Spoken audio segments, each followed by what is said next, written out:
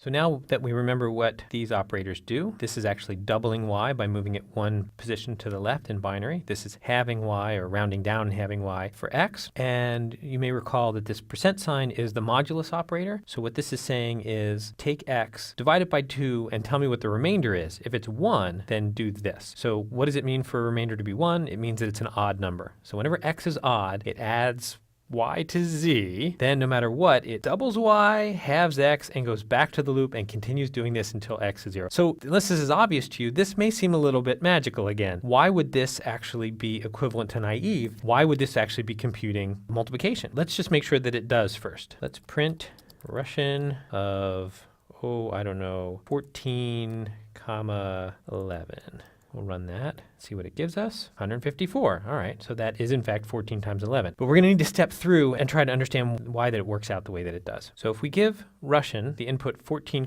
11, it's going to assign these to x and y and start off z at 0. So let's take a look at that. Now it's going to go through the while loop.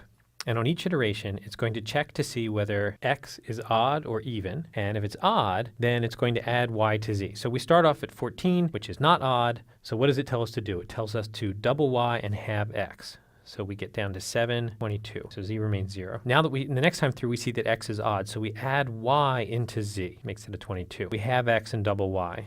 In this case, halving and rounding down. So that gets us a 3 and a 44. So the next time through the while loop, we see that x is 3, which is odd. So that tells us to add 44 into z, giving it a total of 66.